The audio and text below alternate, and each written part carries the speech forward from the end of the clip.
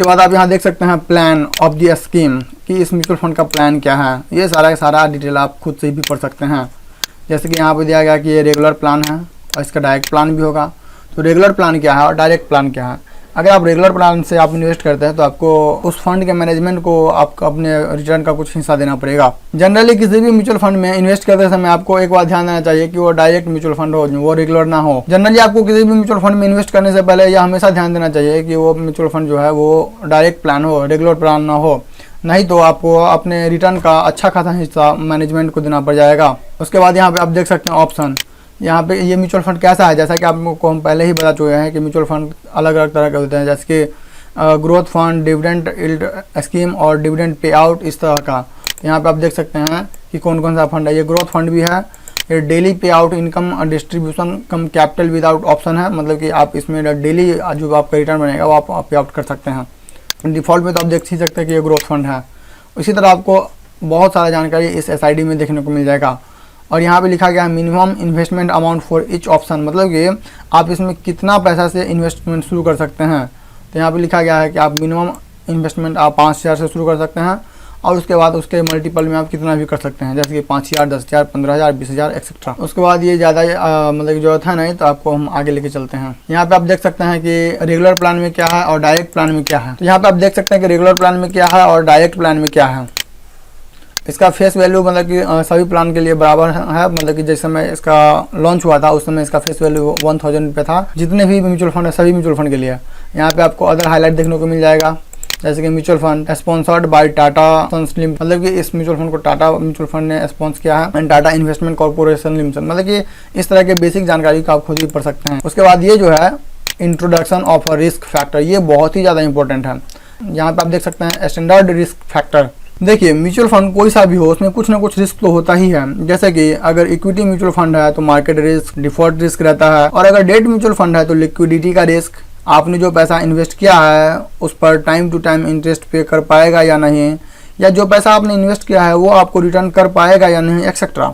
यहाँ पर इसी प्रकार के रिस्क को फैक्टर को दिखाया गया है और इस रिस्क फैक्टर से बचने के लिए कौन कौन सा एक्शन लिया गया है और आगे कौन कौन सा एक्शन लिया जाएगा, इस सब के बारे में डिटेल में बताया गया। तो आप इस सब के बारे में बहुत ही सावधानी से पढ़ें क्योंकि ये बहुत ही जरूरी है किसी भी म्यूचुअल फंड के लिए रिस्क फैक्टर। उसके बाद हम देख लेते हैं कि हमारा अगला पॉइंट कौन सा है। जैसा कि आप यहाँ पे देख सकते हैं लिक्विडिटी एंड सेटलमेंट रिस्क, मतलब कि अगर आपको बेचने में या बेचने के बाद अगर कोई सेटलमेंट में अगर प्रॉब्लम होता है तो ये म्यूचुअल फंड किस तरह से एक्शन लेगा।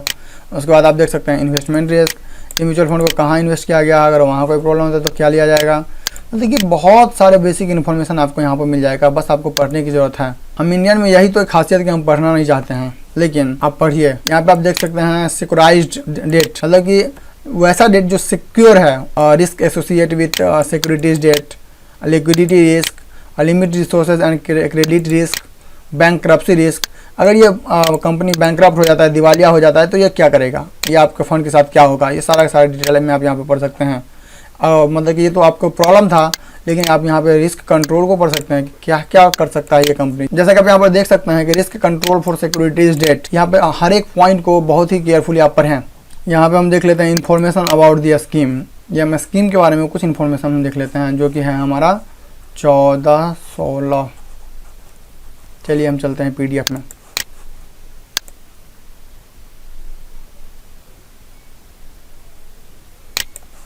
आप इसी तरह से आप टेबल कंटेंट में जाकर किसी भी हाईलाइट पे आप पहुंच सकते हैं। तो यहाँ पे आप देख सकते हैं इन्फॉर्मेशन अबाउट द स्कीम, तो आइए हम इसके बारे में समझ लेते हैं। यहाँ पे लिखा गया है कि this product is suitable for investor who are seeking, मतलब कि यह उन इन्वेस्टर्स के लिए है जो कि रेगुलर इनकम शॉर्ट टर्म के द्वारा कमाना चाहते हैं और अपना पैसा डेट मार्केट मतलब कि मनी मार्केट इंस्ट्रूमेंट में लगाना चाहते हैं। डेट मार्केट इंस्ट्रूमेंट और मनी मार्केट इंस्ट्रूमेंट क्या है, अगर आप ये नहीं जानते हैं तो आप मेरा पहले वाला वीडियो देख लीजिए या मेरा वेबसाइट mksfinance.com को जाकर विजिट कर लीजिए, वहाँ पर डिटेल में बताया गया है। उसके बाद यहाँ पे ये लिखा गया है कि it may be noted that risk meter specific about this based on the scheme characteristic, मतलब कि ये जो है ना म्यूचुअल फंड के उसके बहुत सारे क्राइटेरिया को, बहुत सारे टर्मिनोलॉजी को देखते हुए उसके करेक्टरिस्टिक के अकॉर्डिंग ये रिस्क मीटर बनाया गया है। और ये जो है सेबी 5 अक्टूबर 2020 को जो है अपडेट किया था और ये समय समय पर चेंज भी हो सकता है। उसके बाद जैसा कि आपको हम बता चुके हैं कि ये एक इक्विटी म्यूचुअल फंड है जो कि यहाँ पर दिखाया गया है। उसके बाद इन्वेस्टमेंट ऑब्जेक्टिव कि ये म्यूचुअल फंड ये अपना पैसा इन्वेस्ट किस लिए कर रहा है, तो हाई रिटर्न कमाने के लिए। Asset allocation and risk profile, ये इसका एसेट एलोकेशन क्या है, तो यहाँ पे लिखा गया है कि under normal circumstances, fund of the scheme shall, after providing for all going expenses to be invested in the indicated asset allocation, shall be as follows considering the objective of the scheme। तो यहाँ पर कहा जा रहा है कि इस mutual fund का जो है एसेट एलोकेशन इस स्कीम के ऑब्जेक्टिव को देखते हुए किया गया है। जैसे कि यहाँ पे आप देख सकते हैं किस किस इंस्ट्रूमेंट में पैसा इन्वेस्ट किया गया है। जैसे कि आप यहाँ पर देख सकते हैं debt and money market instrument having maturity up to 91 days, मतलब कि डेट मार्केट और मनी मार्केट इंस्ट्रूमेंट का मैच्योरिटी डेट जो है 91 डेज होता है। और यहाँ पे कहा गया है कि indicative allocation of the percent net asset, मतलब कि इस नेट एसेट्स के कितना परसेंट किस इंस्ट्रूमेंट में इन्वेस्ट किया गया है। तो मिनिमम 0% और मैक्सिमम 100% जो है कहाँ इन्वेस्ट किया गया है, तो ये है डेट मार्केट इंस्ट्रूमेंट में किया गया है।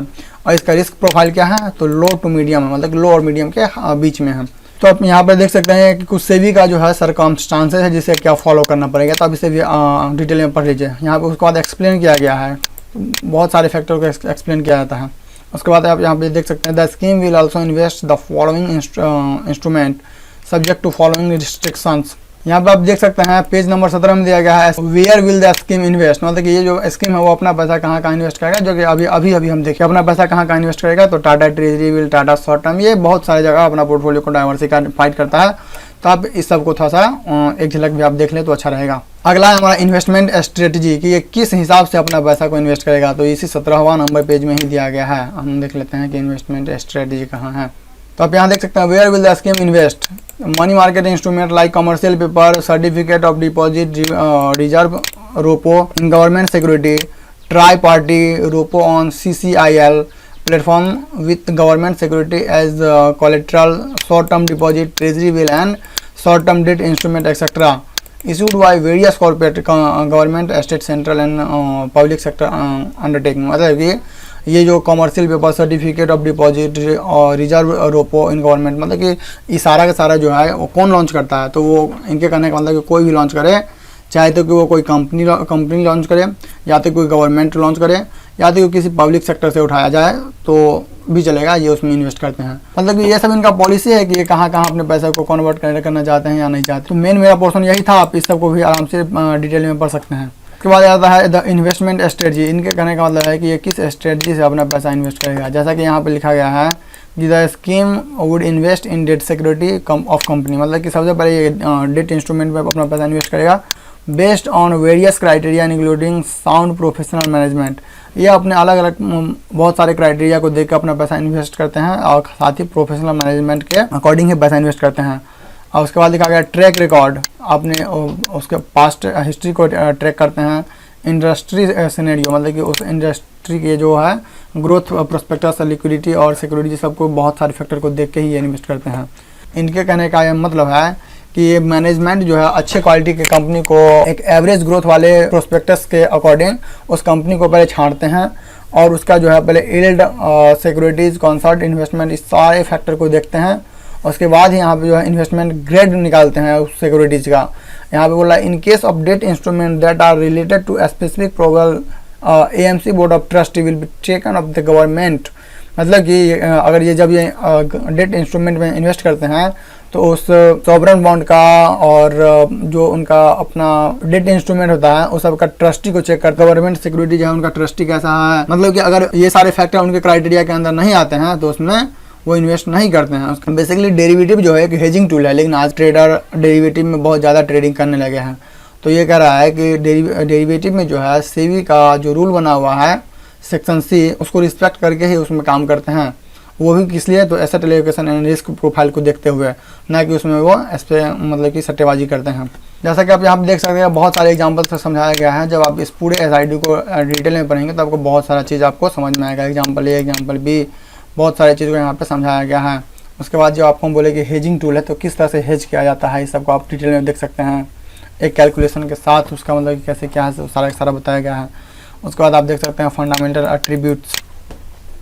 ये बता रहा है कि following fundamental attributes of the scheme in terms of regulation 1815। ये क्या है कि इनकम टैक्स का, CB का बहुत सारा सेक्शन है जो कि उसके अकॉर्डिंग ये अपना काम करता है। यहाँ पे एक चीज़ इंपॉर्टेंट दिया गया कि top 10 holding bye Ishwar on the 31 मार्च 2001, मतलब कि मार्च 2021 में इस कंपनी के पास कौन कौन सा टॉप 10 होल्डिंग है। तो यहाँ पर लिखा गया है गवर्नमेंट ऑफ इंडिया, मतलब कि ये गवर्नमेंट ऑफ इंडिया के किसी बॉन्ड स्कीम या किसी में इन्वेस्ट किया है जो कि 30% है इसके अपने पूरा पोर्टफोलियो का। Small industries develop bank of India में 8.5% है, एक्सिस बैंक में जो है 7.16% है, रिलायंस इंडस्ट्री में जो है 5.84% है। इस टॉप 10 होल्डिंग का ये मतलब है कि आपने ये जो इन्वेस्टमेंट किया है वो सबसे ज़्यादा नंबर पे, अगर उसको आप रैंकिंग वाइज करें तो सबसे ज़्यादा 10वां नंबर तक यही कंपनी जाएंगे।